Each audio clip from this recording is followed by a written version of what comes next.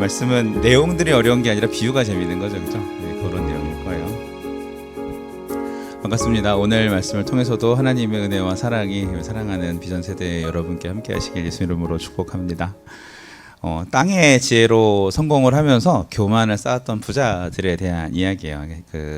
오늘 말씀에서 1절에서 3절까지는 불의한 부를 쌓은 사람들에 대한 심판을 경고하고, 또 저 뒤에 4절부터 6절까지 말씀에서는 그들의 왜 그런지 태도에 대해서, 어떻게 살았는지의 모습에 대해서 정죄하는, 찌르는 그런 말씀입니다.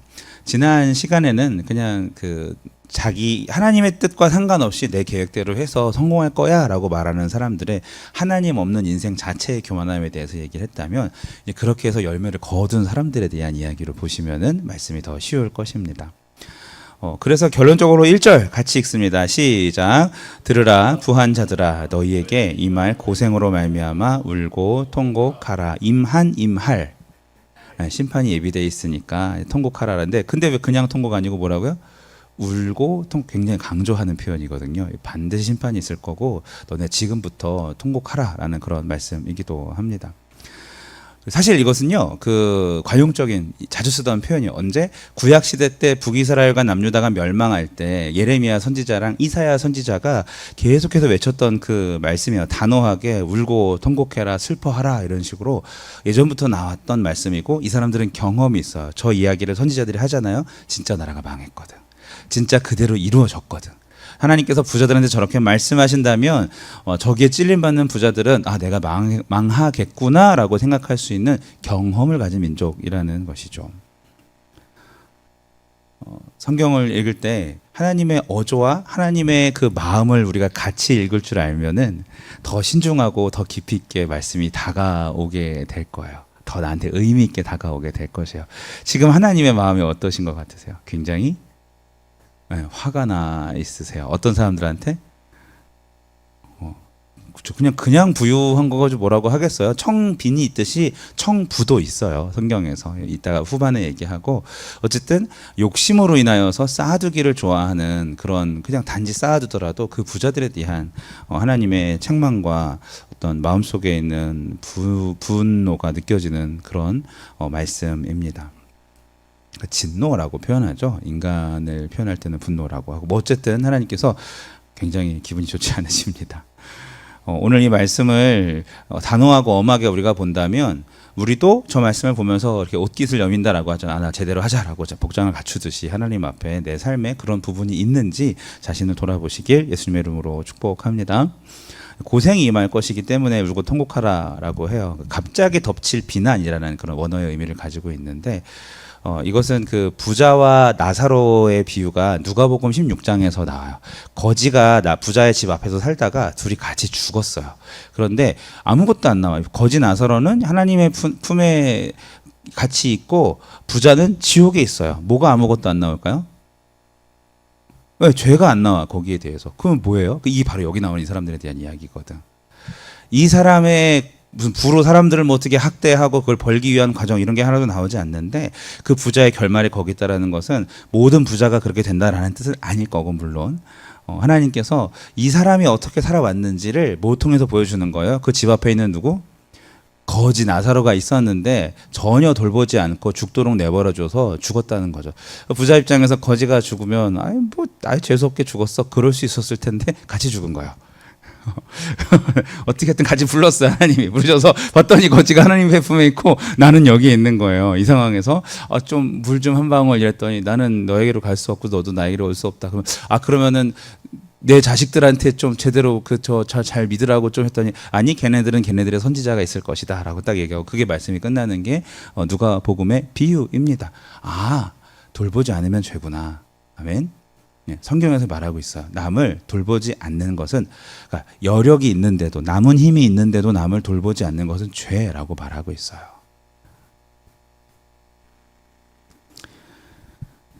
기랑이 자매가 그랬나? 옛날에 온 인류는 다 같이 먹고 살 수 있는데 한쪽에 쏠려 있기 때문에 지금 그 굶어 죽는 사람들이 나타나는 것이고 그 자원이 넘치는 사람들이 남는 것이고 그래서 같이 망하게 될 것이라고 너는 아닌가요? 누군가가 얘기한 것 같아요.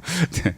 그것처럼 이 세상은 사실 다 잘 먹고 잘 살 수 있는데 그게 그렇게 되기 때문에 지금 이렇게 되는 것이죠. 마음이 너무 아픈 일입니다. 그래서 하나님께서는 이런 사람들한테 갑자기 큰 재난을 덮치게 한다고 하셨고, 내가 만약에 이 세상에 있는 것이 전부인 양 살아왔다면 그 재난으로 말미암아서 지옥에서 눈 떴던 부자처럼 굉장히 당황스럽고 허무할 거고 허망할 것입니다. 그러한 재물을 쌓지 말자는 것이죠, 결론적으로. 무엇 때문에 여러분 돈을 법니까? 무엇 때문에 여러분 계좌에 숫자를 올리고 있습니까? 무엇 때문에? 그 목적이 중요하다는 것이고, 과정은 어떻습니까? 무엇 때문에가 지난 시간이었어요. 하나님과 상의하지 않고 그냥 내가 잘 살고 싶기 때문에 그랬다면, 이번에는 과정, 남을 돌보지 않는 재물에 대한 심판의 이야기겠죠. 자, 이웃에게 나누지 않은 증거가 2절 3절이에요. 같이 읽습니다. 시작. 너희 재물은 썩었고 너희 옷은 좀 먹었으며 너희 금과 은은 녹슬었으니 이 녹이 너희에게 증거가 되며 불같이 너희 살을 먹으리라. 너희가 말세에 재물을 쌓았도다. 아멘. 금과 은은 맞아요. 녹이 잘 슬지 않는 물질입니다. 특히 금이 그렇죠. 이것은 상징적인 묘사입니다. 쌓아두고 있어요. 그런데 녹이 슬었다는 뭐예요? 손을 댔다 안 댔다? 대지 않았다라는 이야기죠. 너희 재물은 썩었고 옷이 좀이 먹었다는 것도 뭐예요? 와, 입을 옷이 없다는 말보다 더 심한 거야. 이거는 정말 옷이 너무 많은데 너무 많아서 뭘 입을지 모르겠다라는 그런 고민인 거예요. 그래서 그렇게 많은 부한 옷을 입고 다니면서도 헐벗어서 그 한밤에 사막의 추위에서 그 죽어가는 사람들이 있어도 아무것도 내놓지 아니하고, 가난한 사람들이 있어도 돕지 아니했던 사람들, 얼마나 창고에 많이 있었으면 그 녹이 안 쓰는 거기에마저 녹이 쓸 정도로 있겠다라는 표현이고, 하나님은 그런 이기적인 재물을 쌓는 사람들을 심판하십니다. 한번 따라해 봅시다. 이기적인 재물은 나를 향한 죄를 쌓는 것이다. 그래요. 이기적인 재물을 쌓는 것은 나를 향한 죄를 쌓는 것과 똑같고, 공의의 하나님은 반드시 심판하십니다. 자, 성경에는 두 부류의 부자가 나와요. 말씀드렸듯이 청부도 있다고 그랬잖아요. 부자와 나사로 비유해서 나오는 부자 같은 경우가 어떤 탐욕, 불의, 불순종하는 삶을 사는 사람이고, 반대로 성경에 나오는 여러분 부자 중에 기억나는 사람이 있어요? 누구?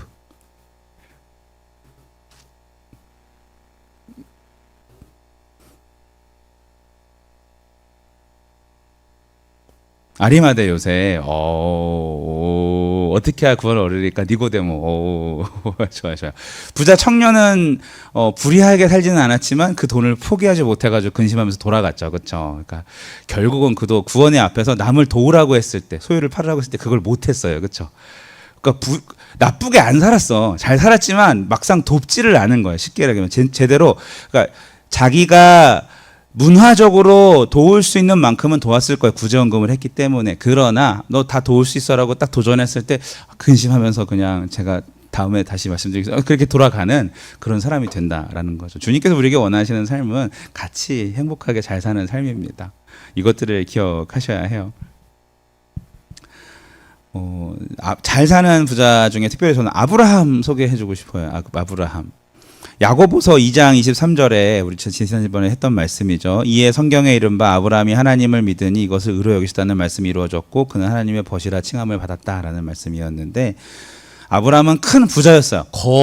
구약시대 가장 큰 부자, 사병을 거느려서 다른 나라 그돌라오멜의 왕과 싸워서 맞서 이길 수 있을 만큼, 용병을 기용할 만큼, 그만큼 많은 317명이었나요? 기용할 만큼 돈을 가진 그런 사람들이었고, 하나님께서 가진 축복을 주셨습니다. 심지어 아내를 누이라고 속여서 이집트 왕한테 갔다가 다시 나오게 될 때도 이집트 왕이 자기가 하나님께서 자기한테 나타나셔서 책망하시자 자기 재물이랑 이런 걸 다 챙겨가지고 사례한테 줘가지고 올라오게 되는 일이 일어나요. 하나님이 참 기묘한 방법으로, 상식을 초월하는 방법으로 아브라함을 거부가 되게 하셔서 씨앗 자금을 마련합니다. 무슨 씨앗 자금일까요?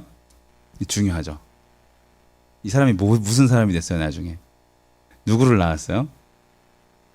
아브라함이 낳은 사람? 토스트를 잘 하시는, 그렇죠, 이삭을 낳고, 이삭이 또 누구를 낳았어요? 야곱과 에서를 낳고 우리 다시 해야겠네. 창세기부터 다시 합시다. 다음부터는. 근데 야곱과 에서를 낳고 이 야곱이 12지파가 돼서 쫙 이렇게 내려가는데 이게 그냥 여러분 사람 많이 난다고 다 잘 살지 않고 다 민족이 되지 않아요. 불가항력적인 자기가 원치도 않았던 하지만 너무나도 놀랍게 아브라함이 거부가 됐던 이유는 뭐예요? 그 종잣돈들을 마련하면서 거부가 돼서 계속 이렇게 물려주면서 민족을 이어가게 하시는 계획이 숨어져 있었어요. 어쨌든 그는 하나님이 아브라함을 친구라고 부르시는 그런 사람이었었어요. 또 구약 시대 보면은 욥 있어요. 욥기의 욥은 굉장히 정직한 사람입니다. 우리가 돈을 대하는 태도에 욕심이 붙으면 붙을수록 여러분 초대교회가 막 부흥할 때 아나니아 삽비라 기억나세요? 막 초대교회가 잘 되고 부흥하고 막 번성하고 있었는데 갑자기 그 사람이 성도님들이 사도들의 발 앞에 자신의 소유를 모아가지고 바쳐서 이거 교회다 헌금하였다기보다는 헌금한 것으로 이 사람들은 이 헌금을 가지고 모두가 소외된 사람들한테 나눠서 모두가 잘 살 수 있는 그런 세상을 만들어 갔어서 그게 초대교회의 모습이었어서 자기 밭을 팔고 뭘 팔아서 같이 나누어 갖게 이렇게 하는 거 의도가 확실했었고 그게 됐었어요. 이것대로 하고 싶은 게 이제 공산주의 사람들인 거거든요. 성경에서 나온 거죠, 공산주의도. 그런데 이제 인간의 욕심과 죄에 대해서는 다루지 않기 때문에 거기는 이렇게 망해가 버린 거고 어쨌든 초대교회에서 그렇게 아름다운 역사가 일어났는데 하나님 앞에 다 드렸다고 뻥쳤다가 죽은 사람이 있어요. 그게 바로 아나니아 삽비라죠. 그거 안 써 있어도 돼요. 덜어는 하나님 앞에 책망을 받으냐 이렇게 해도 되는데 굳이 갑자기 디테일하게 기록이 돼서 문지방에서 남편이 죽고 아내가 여기 또 전화다 또 거짓말하다 또 죽고 이게 왜 쓰여 있을까? 초대교회 부흥의 찬물을 확 끼얹어버려요. 왜 그랬을까요?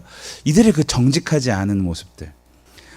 우리들과 크게 다르지가 않은 그냥 막 항상 뜨겁고 모든 사람들이 막 갑자기 미친 듯이 부흥을 하는 그런 게 아니라 다들 그러한 일반적인 사람들이 하나님 앞에 최선을 다한 헌신을 했는데 거기서 거짓을 끼워 넣은 사람들에 대한 심판을 우리에게 보여주고 계세요. 우리가 할 수 없는 것을 하나님께 하는 놀라운 사람들의 이야기가 아니라 우리도 할 수 있는 그런 부흥을 먼저 걸어갔던 선배들의 이야기라는 뜻입니다. 반대로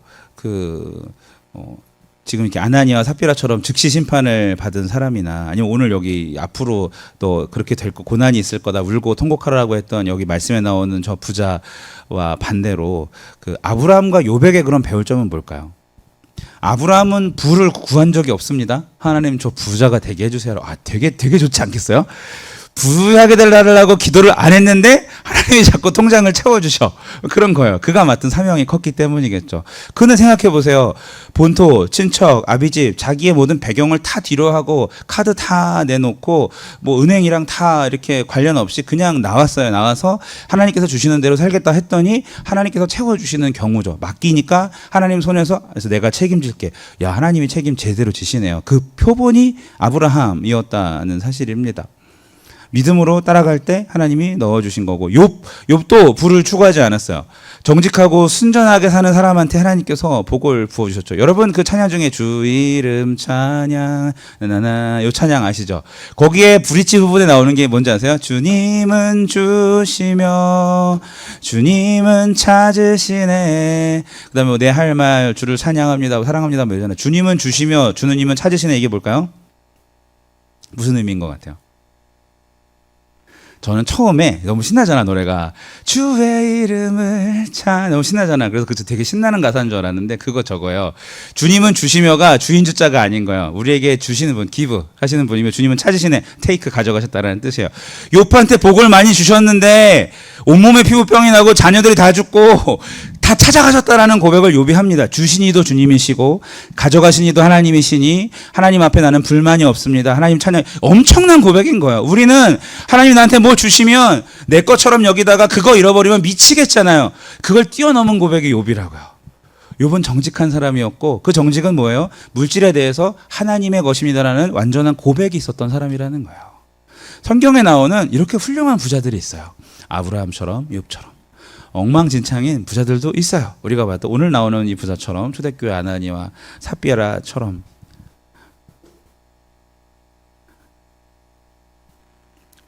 그냥 우리가 그랬으면 좋겠어요. 아브라함처럼 돈에 대해서 무관심하든지 하나님 뭐 주시면 감사하고 저는 좀 그런 쪽이에요. 그렇게 살든지 아니면 욥처럼 하나님이 주셨다가 다 가져가도 괜찮다는 마음으로 지금 내게 있는 것 아무것도 없어도 나 괜찮다라는 그 믿음이 진짜 있든지 여러분은 둘 중에 하나를 선택하라고 하면 뭐가 더 좋겠어요? 욕심을 견딜 자신 있습니까? 그럼 욥처럼 하시고 안 주셔도 상관없습니까? 아브라함처럼 사시면 돼요. 하나님이 책임지십니다. 할렐루야. 그것이 성경이 우리에게 말하는 참된 부예요. 더하기 중요한 건 뭐예요? 어떻게 버는가를 지금 했다면, 사는가를 했다면 돌보라는 거예요. 사람들을, 주변에 있는 사람들을. 옆에 사람이 보시고서 막 좀 배가 고파 보이면 사주세요. 자, 돈이 필요해 보면은 여러분이 줄 수 있는 만큼 주세요. 꺼주지 마세요. 줄 수 있는 만큼 주시고 도울 수 있는 만큼 도와주세요. 그냥 그것이 하나님께서 우리에게 바라는 그런 삶입니다. 결국은 중심의 문제이고 내가 그렇게 해도 하나님이 책임지신다는 믿음의 영역인 것이 바로 우리의 물질관이어야 합니다. 지금 현금이 나한테 얼마가 필요한가가 본질이 아니고 지금까지 물질에 대해 내가 주님과 함께 살아왔는가를 먼저 바라보는 게 오늘 말씀의 요지겠죠. 하나님께 물질의 문제를 맡기고 산다면 오늘 이 부자처럼 탐욕스럽고 다른 사람을 돌보지 않는 불의한 자가 되지 않을 것입니다. 여러분 여러분 몇 년 더 살 것 같아요? 80년. 저는 한 절반 산 것 같아요. 나이가 이제 40대 중반이니까 절반 좀 더 살았을 수도 있겠다. 저도 엊그제 같은데 있을 때가 여기 이제 경태나 수가 있었으면 좀 달라졌긴 했지만 어쨌든 자, 그런 우리들이 저 천국에 가게 되면 이거는 화장실에서 휴지로도 못 써요. 여기 쌓아놓은 돈들은 정말 다 그런 것들이에요. 제일 불쌍한 사람이 저는 그런 사람인 것 같아요. 자기가 돈을 많이 남겼는데 자식들이 부모 딱 죽으니까 싸우는 그 가정. 저는 그런 장례식 여러 번 봤는데 정말 부모가 실수했다고 저는 생각을 해요. 제일 현명한 가정은 아무것도 안 물려주고 스스로 살 수 있는 힘을 길러주고 다른 사람을 위해서 나눠주고 그렇게 하나님 나라로 들어가시는 분들이 저는 그런 분 정말 봤어요. 그렇게 나눠주고 자기 몸도 조금 일찍 돌아가셨는데 병 때문에 그 시신을 자기를 기증했어요. 카데바로 이렇게 그런 분 장례식 때도 자녀들이 얼마나 이렇게 평안하게 이걸 하시던지 지금도 기억이 나요. 여러분 정말 이 세상에서 재물을 쌓는 일에 거기에 초점을 맞추는 것이 아니라 왜 어떻게 쌓는가를 생각하시고 하늘의 복을 쌓기를 축복합니다. 돌본 사람은 도와준 사람은 그 보화가 내가 쓴 만큼 천국에 쌓인다고 하셨어요. 그 말은 하나님이 집중하고 너가 어떻게 쓰는지를 보고 계신다라는 거죠. 오늘도 서로를 위해서 써보시고 연약한 자들을 위해서 써보시는 것을 계획하시고 실천하시는 우리 모두가 되길 예수 이름으로 축복합니다. 네. 오늘 말씀 내용의 비유 중에서 어렵거나 이런 부분들이 있었어요. 내용들을 잠깐만 그래도 한번 훑고 넘어가면 2절에 나오는 썩을 것, 좀, 녹 이런 것들은 다 완료 시제예요. 눕기만 두고 있어서 무슨 말이야? 놓아 두기만 해서 다 썩었고 뭐 그렇게 됐다는 건데 가난한 자를 돌보지 않았기 때문에 하는 말씀이었고 불같이 너희 살을 먹으려라는 것은 이제 비유적인 표현이라고 그랬잖아요. 근데 그런 것들이 결국은 너를 파먹을 것이다라는 이야기예요. 무슨 뜻인지 알겠어요? 이게 그러니까 내 몸에 녹이 생겼고 내 몸에 좀이 먹혔고 그랬다는 거야. 내가 창고에 쌓아놔서 막 안 도와주고 혼자 먹으려다가 썩어가는 그것들이 결국은 나라는 거예요. 내가 그렇게 돼서 없어질 것이라는 굉장히 섬찟한 그런 표현입니다. 말세의 재물을 쌓았도다. 정말 필요 없죠. 여러분 한국 전쟁이 만약에 또 일어난다면 지금 가지고 있는 그런 은행이 폭격을 당한다면 뭘 할 수 아무것도 여러분 기지국이 다 터진다면 핸드폰이 그냥 무슨 소용이 있겠어요. 그냥 시계, 알람, 뭐 통신이 안 된다면 그냥 몇 가지 기능만 인터넷이 안 된다면 그렇잖아요. 그죠? 그것처럼 진짜 중요한 게 사라지고 나면 아무것도 아닐 것처럼 우리 육신이 꺼지면 아무것도 안 되는 돈에 너무 매이지 말기를 바랍니다. 그런 말씀들이었었고 보라 너희 밭에 추수할 품꾼에게 주지 아니한 삭이 소리 지르며 4절부터 나오는 것처럼 실제로 이들은 이렇게 불의하게 재물을 쌓았다라는 말씀입니다. 삭시 소리 지른다라는 표현은 여러분 구약시대에 아벨이 가인한테 죽임을 당했어요. 그래서 너의 아우가 어디 있느냐 네 아우 아벨의 피가 소리를 지른다라고 하나님이 얘기하셨죠. 그거 똑같은 말씀이에요. 그러니까 이것도 이미 하나님께서 얘네들이 다 경험했던 따가운 걸 가지고 다 이렇게 쓰시는 말씀인 걸 다시 알 수가 있어요. 특별히 너희는 의인을 정죄하고 죽였나니 6절 말씀은 여기서 의인은 실제로 의로운 사람이라는 뜻보다는 집합 단수예요. 가난하지만 하나님의 뜻대로 살려고 했던 사람들을 너희가 정죄했다라고 하는데 이건 법정 용어입니다. 자, 부자들은요. 좀 사는 사람은 법을 이용할 줄 알아요. 지금도 그렇죠. 이게 똑똑하잖아요. 열심히 그냥 하루하루 사는 사람들, 바쁘게 사는 사람들보다 여유 있는 사람, 돈으로 돈을 굴리는 사람들은 자기를 보호할 수단들을 찾기 때문에 그걸 알아요. 그래서 그런 것들로 이 사람들을 잘 감아가지고 이렇게 착취했다라는 그런 표현이 성경에 등장하는 것이에요. 비유적인 표현들이었고 또 그 실질적인 표현이었습니다. 여러분, 우리는 저런 부자 되지 않길 바랍니다. 부자는 되고 싶죠. 저도 좀 규모가 있었으면 좋겠어요. 그래서 필요한 사역들을 좀 해봤으면 좋겠어요. 요번에 탐방을 갔다가 우리 장소를 빌려주신 장로님 만났는데 헤비타트 관련된 일을 하시더라고요. 그래서 우리가 처음에 원래 그런 수련을 해보고 싶었잖아요. 그래서 실제로 어떻게 일을 하시는지 보고서 저거 청년들이랑 꼭 가고 싶다라는 생각이 참 들었는데 다음에 한번 가보면 좋겠어요. 한국에 있는 어느 남해 지역에 있는 어느 게 독거노인들의 집들에 가서 전선 이렇게 보소해 주는 거 새로 해드리고 이렇게 칠해드리고 그런 사역들도 있고, 아니면 정말 시골들에 있는 교회들의 어린이들, 여러 교회들의 어린이들을 한두 명인들을 모아 가지고 또 성경학교를 해줄 수도 있고 그렇게 길이 있더라고. 그런 걸 보면서 그렇게 연약한 자를 좀 힘이 필요한 사람들한테 힘이 되어주는 그런 걸 너무 해보고 싶다 이런 생각을 또 갖더라고요. 그 일을 할 때 우리가 재정 쓰기보다 그런 일이었으면 좋겠어요. 여러분들이 각자 알바를 하거나 돈을 벌어서 그걸 모아서 한번 해봤으면 좋겠어요. 하나님이 얼마나 기쁘게 받으실까. 저도 하루 목사님한테 얘기해가지고 이제 일용직 근로지원증 가가지고 아닌가 월급을 써야 되나 모르겠다. 나는 뭐 어떻게 되지, 고용이 되어 있는 사람인데. 자, 어쨌든 그렇게 해서 같이 일을 해서 뭔가 의미 있게 하늘나라를 위해서 우리 재물을 쌓아보시는 저 여러분 되시길 예수 이름으로 축복합니다. 네, 우리 같이 기도할까요? 기도하는데 우리가 말씀을 들을 때 아무 생각 없으면 나를 위해서 쌓이는 돈이고요, 노력해야 천국에 쌓이는 돈이에요. 다시요. 아무 생각 없이 쌓으면 나를 위해서 쌓는 돈이고요, 마음을 먹고 쌓아야 천국에 쌓일 수 있다는 사실입니다. 돈을 사랑하는 마음으로 탐욕과 불의에 또 불순종의 재물 위에 올라앉았을 때 그냥 크게 울고 통곡해라, 확실한 심판이 있다라는 것을 우리가 들었는데, 사실 여러분, 우리는 버는 데 익숙한 사람들이죠. 지금부터라도 우리들에게 하나님께서 기뻐하시는 일을 위해서 돈을 모으고 쓰겠다는 바른 목적을 세워 주시옵소서라고 기도해 봅시다. 우리의 중심, 일자리, 건강, 재물, 이것도 다 허락하신 하나님을 신뢰하면서 감사를 드리고 내 곳간이 아닌 천국의 재물을 쌓는 이웃들을 돌보는 우리가 될 수 있도록 도와주시옵소서. 내가 이렇게 기도하였으니 하나님, 내 돈을 하나님의 뜻대로 사용하여 주시고, 여러분 정말 중요한 것, 나는 욥처럼 주님이 나에게 주셨으니 가져가셔도 좋습니다라는 고백을 하든지, 아니면 물질에 상관없이 믿음으로만 살 테니 하나님 나를 알아서 인도하여 주십소라는 고백이 있든지, 둘 중에 하나의 그런 결단하는 시간이 되었으면 좋겠습니다. 주신 말씀을 가지고 우리 함께 주여 한번 외치고 통성으로 기도합니다. 주여! 하나님 아버지 감사합니다. 주신 말씀에 재물을 쌓는 것이 무엇을 위해서, 누구를 위해서, 어떻게 쌓는지 하나님 보게 하셨습니다. 하나님을 위해서 쌓습니까? 이웃을 돌보기 위해서 쌓습니다.